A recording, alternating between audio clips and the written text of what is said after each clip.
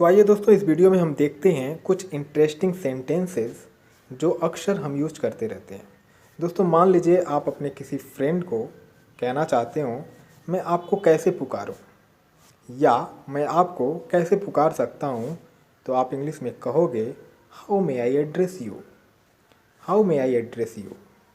अगर वहीं मान लीजिए आप कोई कार्य कर रहे हैं और उसका कोई एम नहीं है, आप बस अपने मज़े के लिए ही कर रहे हो, तो अगर आप किसी से कहना चाहते हो मैं ये यूं ही कर रहा हूँ, मैं ये यूं ही कर रहा हूँ, तो आप इंग्लिश में कहोगे I am doing this without any reason. I am doing this without any reason.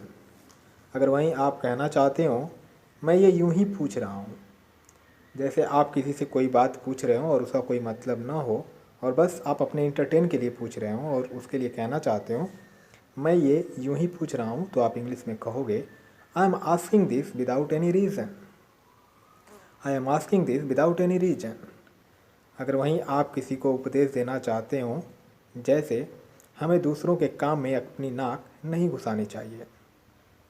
जैसे अगर दो लोग आपस में बातचीत कर रहे हो और तीसरा व्यक्ति अगर आकर उसमें कुछ अपनी बातें रखता हो, और उस वक्त आप ये सेंटेंस यूज़ करते हुए कह सकते हैं हमें दूसरों के काम में अपनी नाक नहीं घुसानी चाहिए, तो आप कह सकते हो we should not poke our nose into someone's business.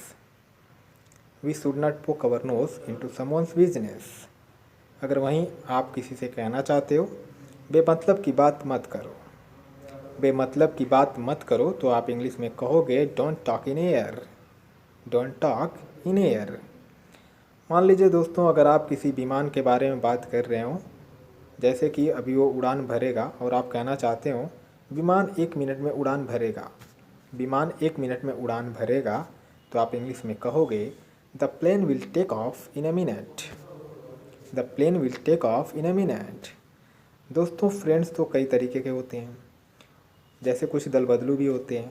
तो मान लीजिए आपका कोई फ्रेंड दल बदलू है और आप उसे कहना चाहते हो वो दल बदलू है, तो आप इंग्लिश में कह सकते हो he is a turn coat.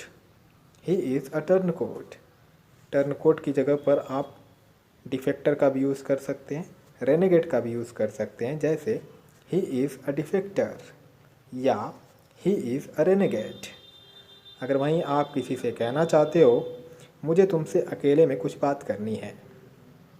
दोस्तों मान लीजिए अगर आपका कोई फ्रेंड हो और उससे आप कोई पर्सनल बात शेयर करना चाहते हैं और वो कई लोगों के बीच में है और आप उससे अकेले बात करना चाहते हो, उस वक्त आप ये सेंटेंस यूज़ करते हुए कह सकते हो मुझे तुमसे अकेले में कुछ बात करनी है, तो आप इंग्लिश में कहोगे I have to talk with you about something in private.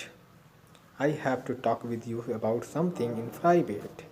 दोस्तों अगर आप किसी से कहना चाहते हो मुझे तो विश्वास नहीं होता, जैसे बहुत सारी ऐसी चीज़ें होती हैं जो अनबिलीवेबल होती हैं, तो अगर उस वैसे ही उसी तरीके का ही कोई कार्य आपके सामने घटित हो जाता है और आप किसी से कहना चाहते हो मुझे तो विश्वास नहीं होता, तो आप कहोगे इट्स हार्ड टू बिलीव।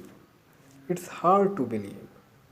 अगर वहीं आप किसी से कहना चाहते हो ये तुम्हारे बस का काम नहीं है। दोस्तों बहुत सारे ऐसे लोग होते हैं जो ये किसी भी कार्य को करते वक्त उसका ना तो उन्हें उद्देश्य पता होता है और ना तो उन्हें ये पता होता है कि वो कंप्लीट कर भी पाएंगे या नहीं। तो मान लीजिए आप भी ऐसे किसी अपने फ्रेंड को या किसी को भी देखते हुए पाते हैं और उससे आप कहना चाहते हो ये तुम्हारे बस का काम नहीं है, तो आप इंग्लिश में कहोगे it's not your cup of T. It's not your cup of T.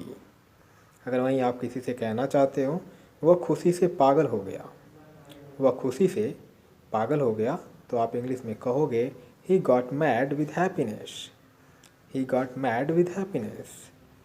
दोस्तों अगर आप किसी से कहना चाहते हो तुम गुस्से से क्यों बोल रहे हो, अगर मान लीजिए आपका कोई फ्रेंड हो और वो आपसे गुस्से में बात करता हो, उस वक्त आप ये सेंटेंस यूज़ करते हुए कहते हो तुम गुस्से से क्यों बोल रहे हो, तो आप इंग्लिश में कह सकते हो why are you speaking with anger. Why are you speaking with anger. अगर वहीं आप उसी फ्रेंड से कहना चाहते हो तुमने सबके सामने मेरी नाक कटवा दी। तुमने सबके सामने मेरी नाक कटवा दी। दोस्तों ये सेंटेंस उस वक्त यूज़ की जाती है जब बहुत लोगों के सामने आपकी या आपके किसी फ्रेंड की या आपके किसी चाहने वाले की नाक कट जाती है, नाक कटने का मतलब बेइज्जती हो जाती है, तो उस वक्त आप ये सेंटेंस यूज़ करते हुए कह सकते हो, तुमने सबके सामने मेरी नाक कटवा दी। तो इंग्लिश में आप कहोगे, you made me lose face in front of everyone. You made me lose face in front of everyone.